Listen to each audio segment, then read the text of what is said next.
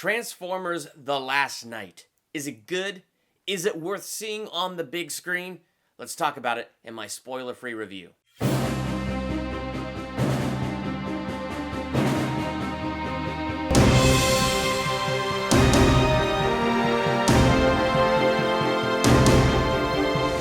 Welcome to Durbania, I'm Durbin, and this is my spoiler-free review for Transformers The Last Night.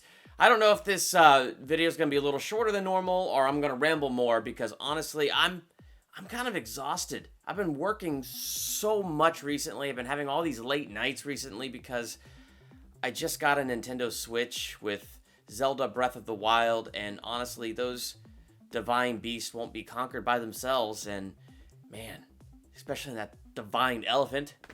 Gosh, that boss is hard. So hard. Anyway, on to Transformers The Last Night. I mean, let's just hit those positives. One of the positives for me, as with all the other Transformers movies in this franchise, is the musical score. I just like the musical score. I think it sounds really cool. I like it when you get to those big, poignant moments and the music just swells. I mean, I like stuff like that, so I really did enjoy that in this movie. The other thing that really kind of surprised me, because honestly, and this is just me personally, but seeing it from the perspective of the trailer, the King Arthur stuff, I was like, well, I'm a sucker for King Arthur lore. I just love it. I love the whole fantastical element of it. I love it. I mean, I can already tell from the trailers they're going to be like, no magic, it's Transformer technology. I'm watching the trailers, I'm just figuring that's exactly what they're going to do. But I actually really enjoyed the incorporation of the Transformers lore and the King Arthur lore, specifically Merlin, who is played by Stanley Tucci. I think I'm saying his last name 100% wrong. He's Caesar from The Hunger Games, the TV announcer guy. And let's not forget, he was also in Transformers 4, conveniently recasted in Transformers 5 with a wig tossed on his head. Honestly, though, they did a good job. I didn't pick up on it until I looked it up on IMDb. It's like, holy cow, there he is. That's him. But I thought, like, his take on Merlin, the way they did Merlin, was actually pretty funny. And Merlin was such a relatively short part of the film, but it was just enough that I liked the character. I like how Stanley Tucci kind of just drew me into that character. It was a good character. It was like a good little moments there when they would bring in that lore or give you a little backstory and things like that. It's funny because as this movie opens with that lore, you get this narrative from Anthony Hopkins. It was very close to like Thor. Like the original Thor, Thor 2, the way they open with Anthony Hopkins giving some kind of epic narration about this fantastical world.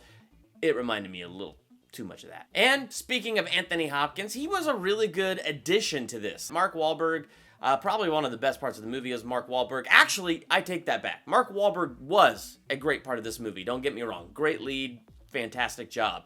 But I think one of the better parts of this movie was Anthony Hopkins' robot butler, whose name is totally left my brain, but he was actually a pretty funny character. He had a lot of really great scenes, and so I don't think he stole every single scene that he was in, but he definitely had, at least in my mind, I can think of like 2 great moments right now where it's just like, that guy is pretty great. He had a few pretty great one-liners too, so, you know, there's a couple really good scenes with this Transformers robot butler of Anthony Hopkins working for the secret society, the Witwickians, guarding Transformers. And I'm watching that going, Witwickians? Witwicky? Sam Witwicky? This movie's doing everything in its power to remind us it's still that same Transformers franchise that started a decade ago. That said, like all movies, there are some negatives to this one. First thing about this movie, and this is just me personally, that I don't like this, but with all the Transformers movies, I have this problem. I just feel like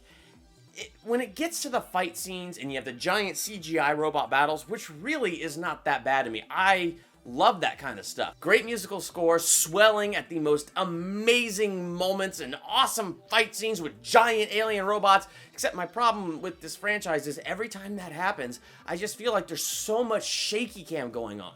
So many fast edits, fast cuts here, there, everywhere. And a lot of times I really find I have a very real problem trying to figure out who's fighting who right now. So, like, a lot of times the way that this movie shakes its camera like crazy during all the action, it's so hard for me to follow.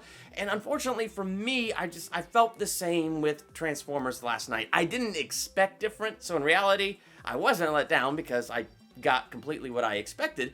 But the other thing that I kind of noticed with this one is I feel like every single scene was just this epic montage. So every time they would like sit down and give some exposition and deliver some story, they could be sitting in a room just talking with Anthony Hopkins in a room in England, just sitting there talking, and the camera's coming in and it's like rolling like this, in and out, because, you know, I mean, this is an epic thing, man. Everything's got to be epic. But while we're getting that exposition, it's got to quickly cut over to something else to remind us, hey, there's these army guys. We're going to have lots of voices now crackling over the radio just to let you know they're coming in really fast. But it's not just one voice crackling over the radio. It's a second voice crackling over the radio. And it's coming over top of the first voice that's crackling over the radio because we want you to feel the urgency of this scene while we are trying to explain to you exactly what's going on. But then in the midst of this montage, and the camera's rolling in like this as we're cutting to remind us where the military is, cutting to remind us where the Decepticons is, cutting to remind us where our heroes are, and we're trying to still get the exposition and things like that. As it's doing all this montage stuff, the cuts are so fast. There's one scene in particular, without giving any spoilers, like I knew the Decepticons were coming because it was part of the montage that they were on their way. Then all of a sudden they were there, and they were like transformed into their Decepticon forms, not their car forms suddenly. It's like, oh, they're here already. Wait, where'd the good guys go?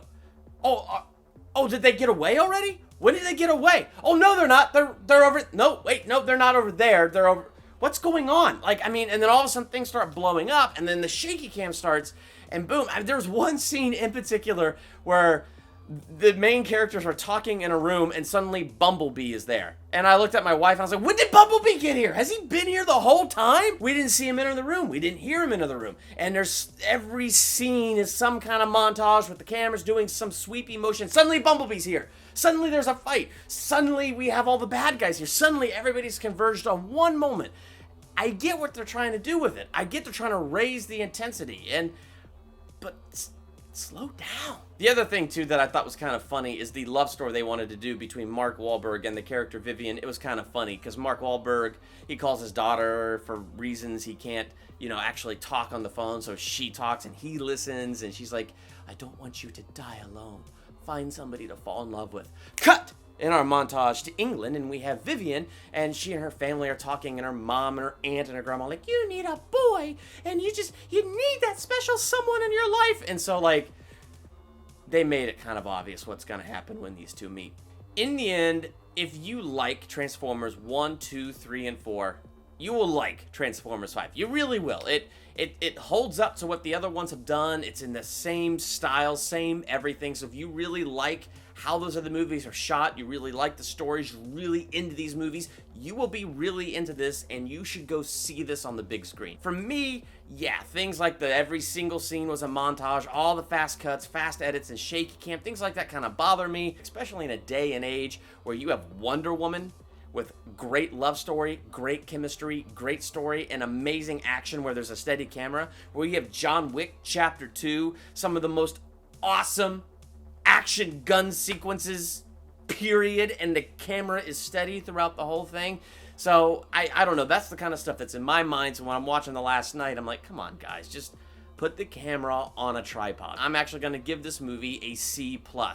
That means I don't really want to own it on Blu-ray. I don't feel the urge for myself to run out and see this movie again.